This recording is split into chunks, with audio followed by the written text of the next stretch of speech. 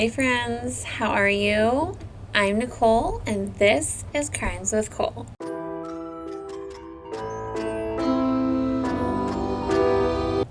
So hello. How are you guys doing today? I hope you all are having an amazing day. I hope you've had an amazing week thus far. As the weekend is not approaching quick enough. Now, we are back at it with part 3 of the Silent Twins.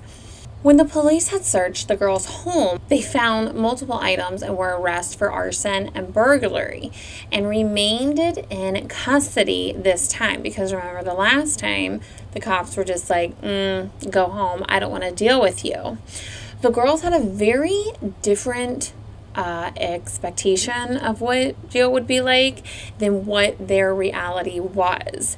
They thought that they could be uncooperative and silent like how they have been in the past, and then they would be stuck in this quiet room together and separated, from the rest of the population. But what they got was being forced into the disinfectant shower that everybody has to take and put into rooms where they could hear, like banging and screaming and yelling from all the other inmates in that particular unit.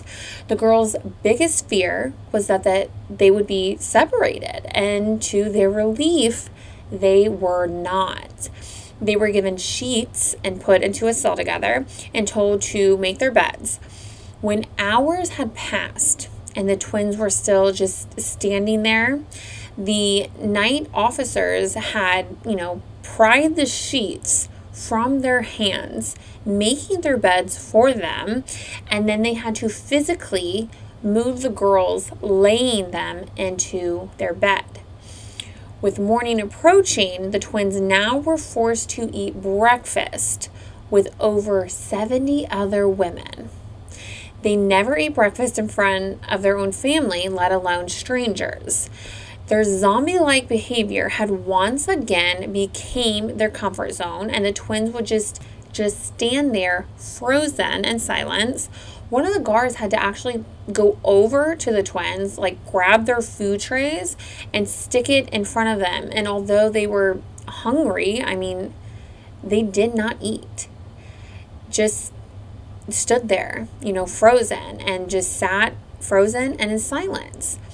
The twins were required to participate in activities that all the other inmates were to partake in while they were there, which included spending a certain amount of time outside in the exercise yard, and they had to sit and interact with other inmates in the recreational room, playing cards or making small talk or just talking quietly to whoever. But like many of you probably can guess, the girls were physically forced to be in these rooms. They were physically carried out to the exercise yard and put in, the rec room or the common area every day.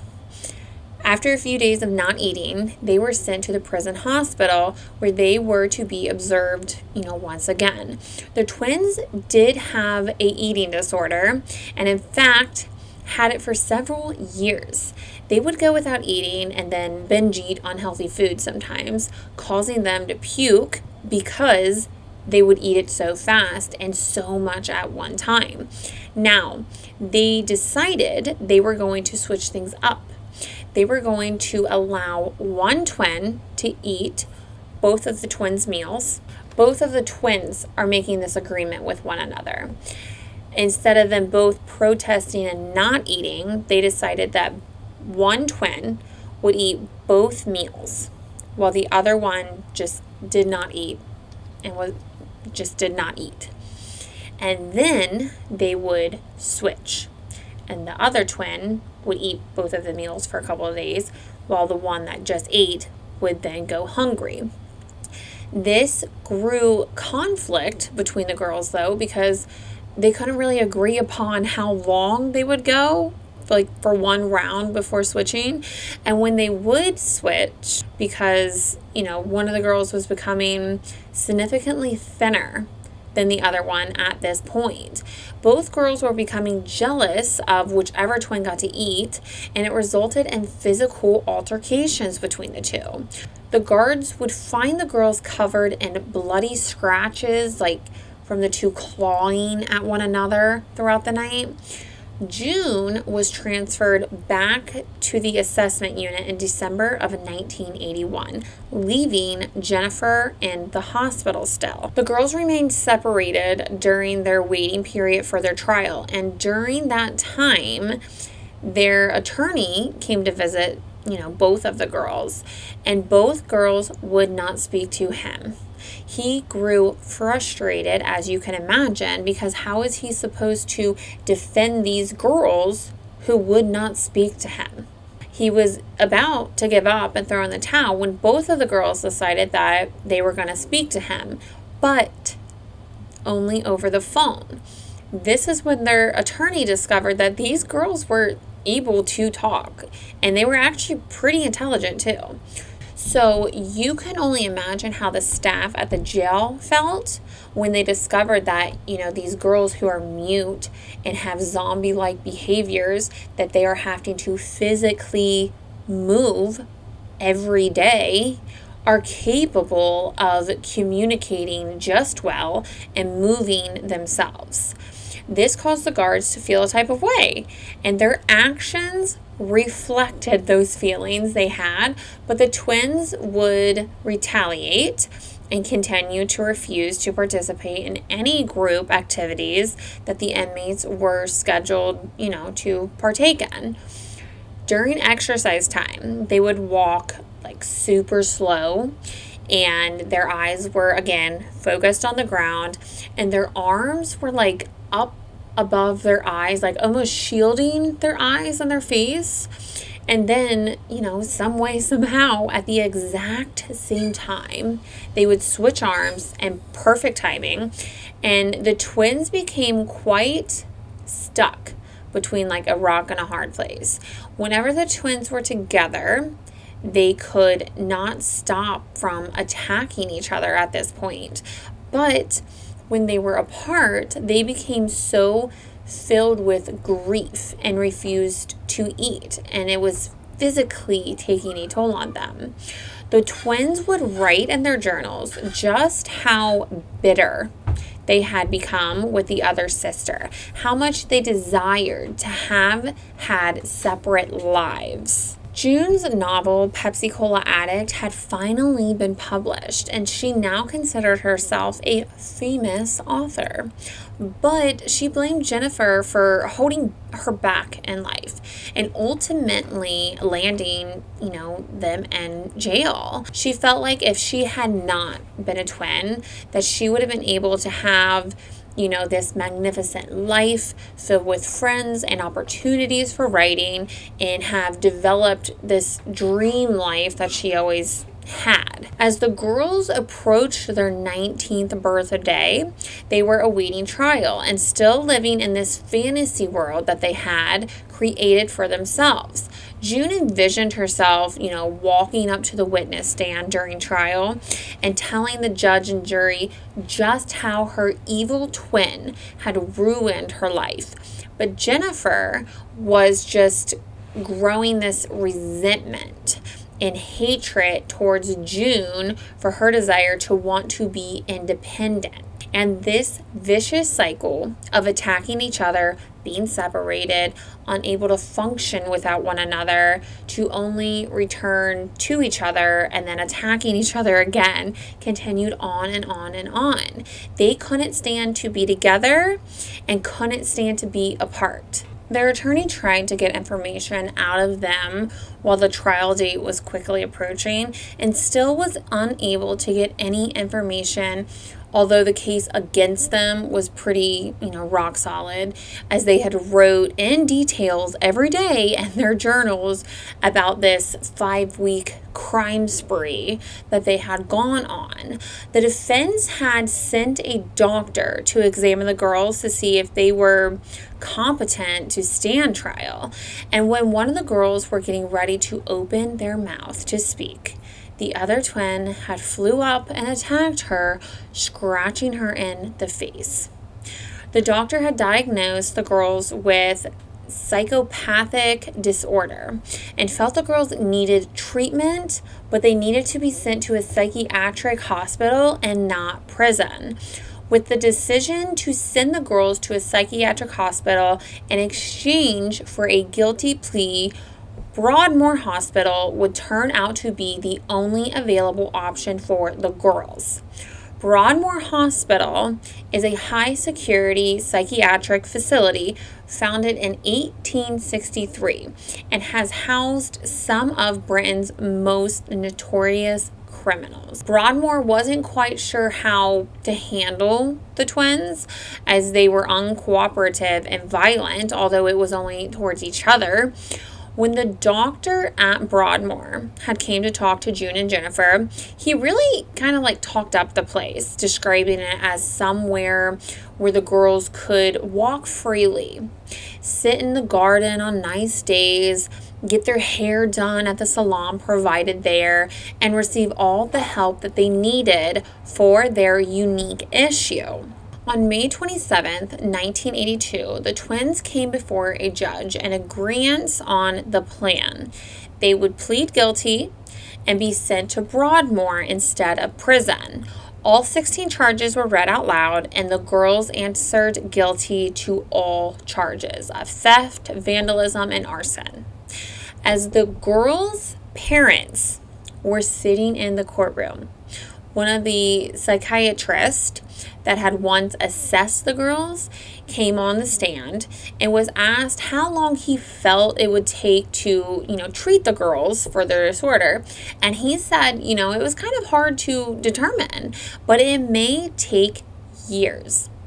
And that the arrangement for the girls to go to Broadmoor was already in place. This shocked their parents, because, they were unaware of this arrangement that their attorneys had made. They didn't realize that they were going to go to Broadmoor. But the parents just brought the girls, nice clean clothes and told them that before they know it, they'll be better and they'll be on their way home.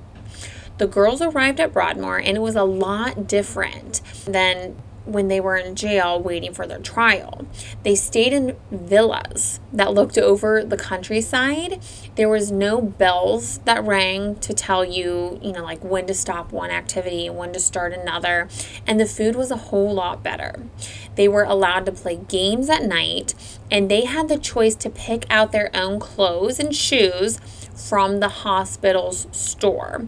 And they even got their own bathroom. I know.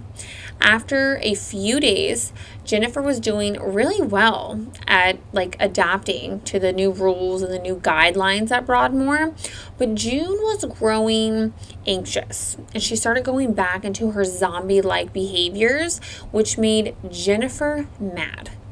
But knowing she couldn't be without her sister, instead of trying to separate herself from June, Jennifer joined in on the zombie-like behavior, and once again, the girls had to be physically moved from room to room and put into bed. With anger building up in Jennifer towards her sister, she had released it one night on one of the night nurses, attacking her while she was being put in bed. Jennifer was taken to Lancaster Ward 1, an intensive care unit for violent females. So in order to get back to her freedom, she would have to have extremely good behavior to get back to the unit that she was previously at. Now, while she was in the separate unit, June fell into a depression and tried to choke herself to death with a belt. When they discovered this, June was now sent to Ward 1, and Jennifer had returned to their original living quarters. What timing? The staff at Broadmoor had decided that because this was taking a toll on both girls, that they would allow the girls to see each other during rec time and meals and things like that. But They both must remain in their units that they were placed in. Jennifer was trying to communicate with others, but had difficulty because it had been so long since she had spoke to anyone. But her efforts didn't stop there.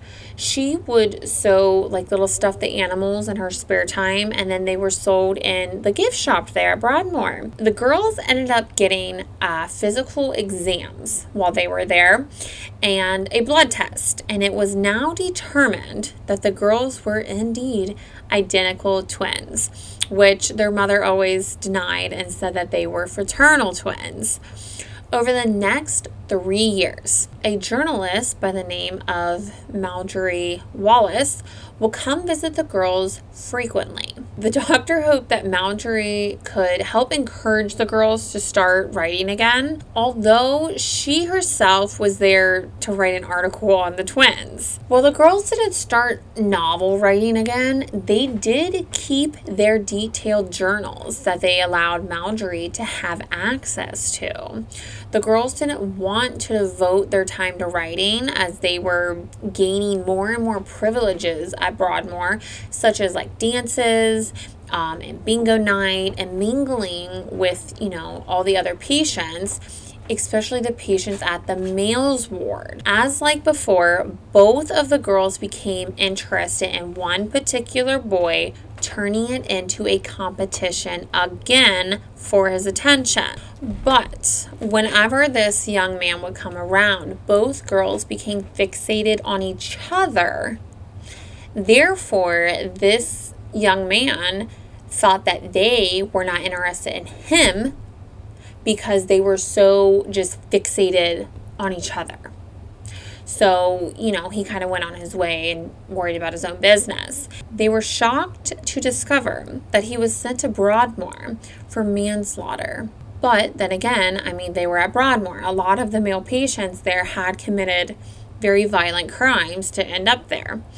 The staff noticed that the girls would speak to them, but seemed to be having like a grand old time with men during these like social events that they would hold, and didn't have a problem speaking to them.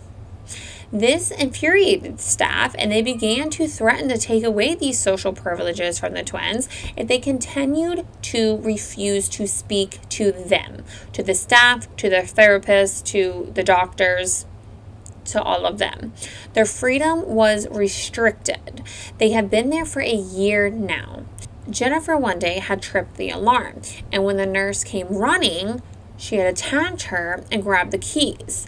June wasn't a part of this plan because they had been separated at this point. Jennifer was placed in isolation for an entire week for this.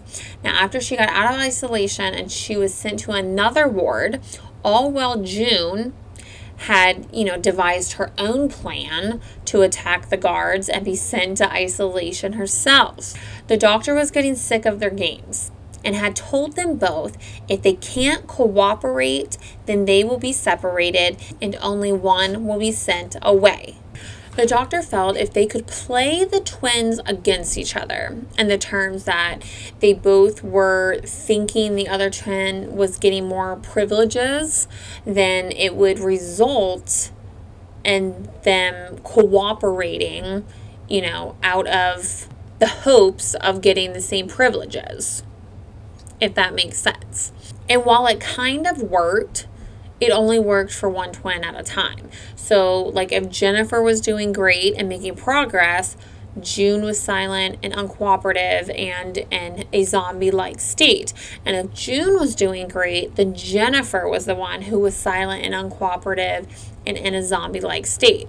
So once again, the girls fell head over heels for another patient at Broadmoor.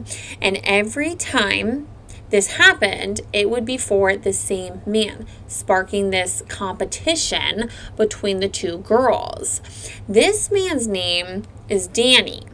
Now, Jennifer discovered that Danny was sent there for stabbing his girlfriend to death, but she didn't care. And while June was talking to another man, she started to become fixated on Danny, because that's who her sister was after.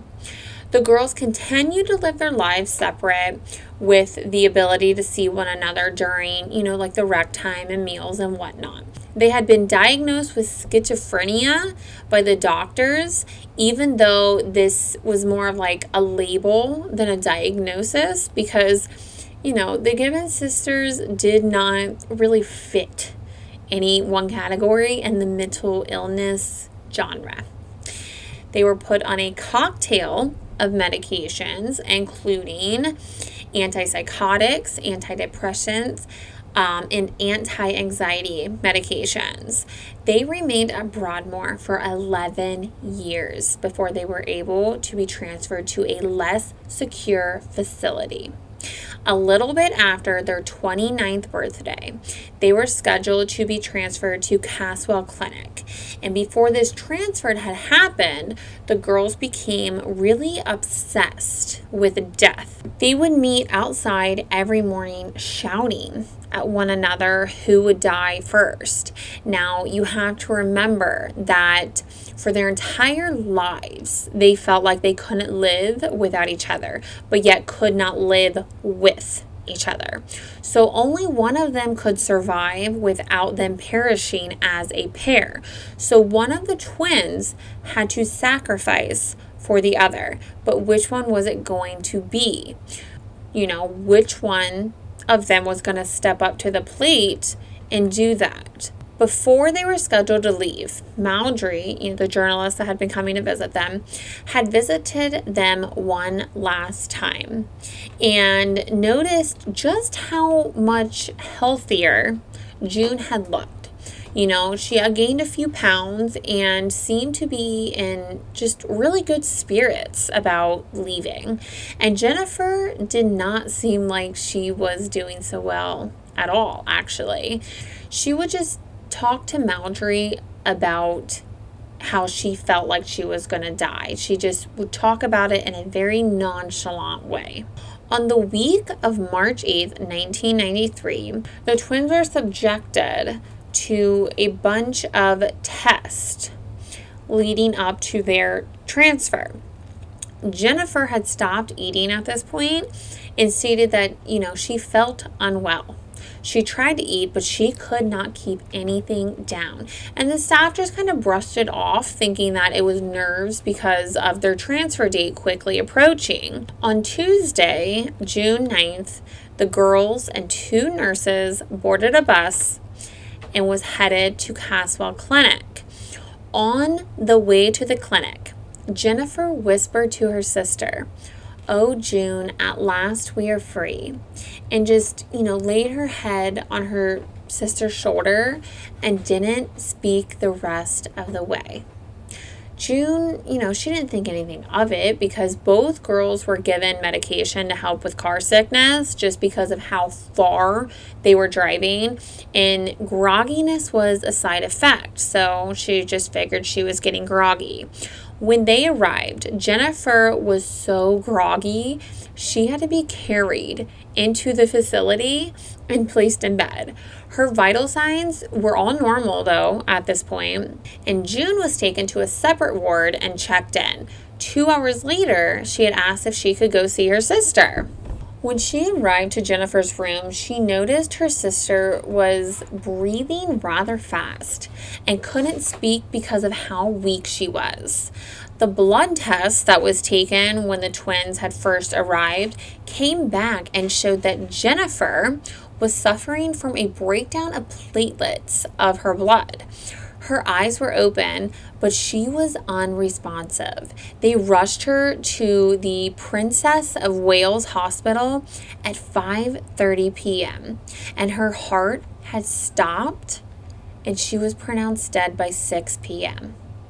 June was waiting in the waiting room at the hospital when the doctor came to tell her that her sister had passed. She started screaming and crying in grief. And when she had finally calmed herself down a few moments later, she was led back to where Jennifer was. And she just sat there holding Jennifer's hand and just, kissed her forehead and was stroking her hair for 30 minutes. Oh, God bless her. When their parents arrived at Caswell Clinic, June was there to tell them the tragic news. The family shortly then returned to the hospital to give their final goodbyes to Jennifer. Both parents grieved in their own way. The dad blamed himself, thinking that maybe his job was the reason the twins acted the way they did. And their mother became so enraged with anger towards the nurses for not trying to intervene earlier when the twins were being transferred to the Caswell Clinic. The autopsy was performed and stated that Jennifer had died of myocardial, which is a gross inflammation and degeneration of the heart muscle. Myocardial rarely causes death, and there was no trace of poison or drugs or even a virus that would have caused this inflammation to really flare up. It was simply a mystery to them on how this young lady just passed away. June had remained at Caswell Clinic for a year after, but, she felt different. She felt relieved that Jennifer was gone, almost like she was free, but that freedom quickly turned into fear because she knew some way, somehow, Jennifer was going to come for her. She feared she would die. June decided that she was going to fully take advantage of the therapy that was offered for her. And, she was going to partake in what the therapist wanted her to do. And before long, she was speaking. June felt Jennifer was the one who was making her ill. That, she was poisoning her mind for all of those years. And so it was Jennifer that sacrificed for them to break that vicious cycle. June felt, she was born again a few months after Jennifer had passed. June was now allowed to leave the clinic and leave with her parents, but, had to return once every couple weeks for her medication. She started taking a cooking class and socializing, really trying to make a life for herself. By 2008, June had been living on her own in West Wales for 15 years. She lived near her family, just kind of a couple blocks, and would visit them every weekend. She gave up on her dreams of becoming a writer. She just lives a nice, quiet life and is single. In 1986, Marjorie Wallance, the lady that was visiting the twins for, all that time, had wrote a book about the girls, which became a bestseller. How crazy is that? I linked the book down below in case you want to check it out. But how wild is that? But let me know what you guys think. And until next time, please remember to be safe, and I will see you then. Bye.